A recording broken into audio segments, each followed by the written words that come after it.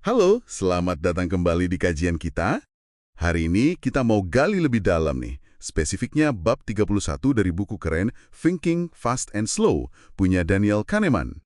Topiknya, kebijakan risiko atau risk policies. Sumber Anda ini nunjukin gimana jebakan pikiran kita, bias psikologis itu loh, seringkali tanpa sadar ngebentuk cara kita hadapi risiko. Baik itu buat keputusan pribadi, atau ya di kerjaan gitu. Misi kita, mengurai ini semua, biar Anda bisa lebih waspada. Betul sekali. Dan ini bukan cuma teori loh ya. Paham soal bias ini tuh penting banget buat prakteknya. Kita sering banget kejebak antara apa yang rasanya aman, gitu kan, secara emosi, kayak takut rugi, loss aversion itu, dengan apa yang sebenarnya logis buat tujuan jangka panjang. Apalagi kalau kita ambil keputusan buat orang lain atau buat organisasi. Nah, konflik batin ini nih inti pembahasan kita. Oke, menarik. Coba kita langsung ke contoh ya, dari bab 31 yang Anda kasih. Ada kutipan bagus nih, soal kebijakan resiko pribadi. Saya putuskan evaluasi portofolio cuma sekali per kuartal. Saya terlalu loss averse, terlalu takut rugi buat ambil keputusan waras kalau lihat harga naik turun tiap hari. Ini strategi cerdik ya, buat ngakalin diri sendiri biar nggak gampang panik. Persis. Ini contoh bagus banget gimana orang coba ngatasin loss aversion. Kecenderungan kita merasa sakitnya rugi itu, kira-kira 2 kali lebih kuat lah dibanding senangnya untung dengan jumlah sama. Bayangin dampaknya. Karena rasa sakitnya kuat banget, ngecek investasi tiap hari itu bisa bikin kita, ya, reaktif gitu. Jadi gampang kepancing gitu ya. Iya, gatel pengen jual saham yang baru untung dikit, atau malah sebaliknya, takut banget lepas saham rugi, soalnya nggak mau ngaku rugi kan? Nah, kebijakan kayak tadi, itu cara melawan narrow framing. Apa itu narrow framing? Itu bikin merungan kita lihat tiap keputusan investasi sendiri-sendiri. Kayak potongan kecil aja, bukan sebagai bagian dari portofolio jangka panjang Anda secara keseluruhan. Jadi, dengan ngecek per kuartal, kita kasih jarak emosional. Biar lebih tenang. Masuk akal banget sih untuk level pribadi ya. Tapi gimana bias yang sama ini muncul kalau kita lihatnya di skala perusahaan gitu? Sumber kita dari bab 31 kan juga nyebut tuh, setiap eksekutif kami enggan rugi di domainnya masing-masing. Hasilnya adalah organisasi nggak ambil risiko yang cukup.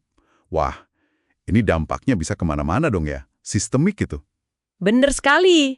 Dan ini nunjukin dilema yang fundamental di banyak organisasi. Secara individu, ya wajar banget kalau manajer atau eksekutif itu hati-hati banget, pengen hindari rugi atau gagal di area tanggung jawabnya dia. Ya, biar aman posisinya ya. Betul, itu narrow framing lagi. Fokusnya cuma ke kerajaan kecilnya aja. Masalahnya, kalau semua orang mikirnya gitu, ya secara kolektif, perusahaan jadi terlalu konservatif. Jadi main aman terus ya. Iya, peluang-peluang bagus yang resikonya sebenarnya masih oke, bisa jadi kelewat aja gitu. Nah, di sini muncul yang Kahneman sebut mental self-dealing. Maksudnya gimana tuh? Jadi ada kayak konflik kepentingan di dalam diri gitu. Kebutuhan psikologis pribadi si eksekutif misalnya, ya takut malu kalau gagal, itu bisa tabrakan sama kepentingan organisasi buat tumbuh, buat inovasi, yang kadang butuh berani ambil resiko kan. Jadi, rasa aman individu bisa jadi malah menghambat kemajuan organisasi. Oke. Selain itu, ada bias lain yang juga diangkat di bab 31 ini, yang kayaknya nyambung ya, yaitu disposition effect. Bisa dijelasin lagi nggak? Sumber bilang ini kecenderungan jual pemenang kecepatan, tapi nahan pecundang kelamaan. Kenapa ya kita gitu? Iya, disposition effect. Ini contoh klasik banget gimana emosi ngalahin logika pas investasi. Ini nyambung banget sama narrow framing tadi dan juga mental accounting. Mental accounting? Akuntansi mental gitu? Iya, seolah-olah kita punya laci mental sendiri-sendiri buat tiap saham atau investasi.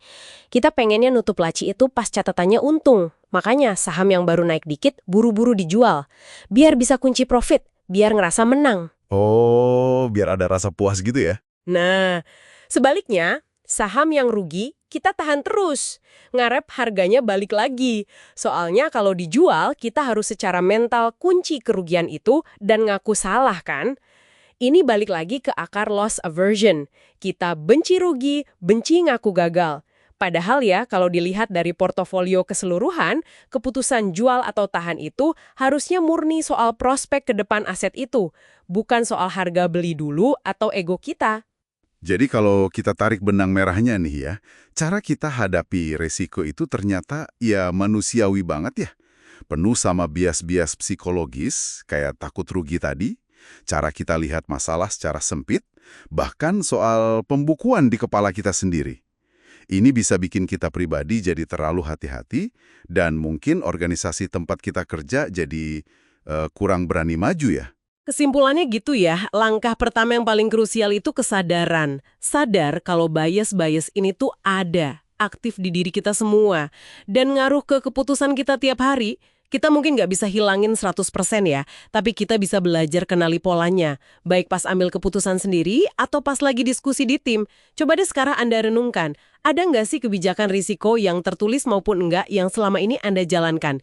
Jangan-jangan kebijakan itu malah dirancang buat ngakalin bias Anda, atau malah tanpa sadar nguatin bias itu. Nungkan. Dan sebagai pemikiran penutup nih, buat Anda bawa pulang. Mengingat kita semua ini rentan ya sama bias-bias psikologis tadi. Gimana caranya kita bisa rancang aturan main atau kebijakan risiko buat diri sendiri atau tim yang lebih cerdas? Kebijakan yang ngakuin sifat dasar manusiawi kita ini, tapi sekaligus dorong kita ke arah keputusan yang lebih rasional dan bermanfaat buat jangka panjang.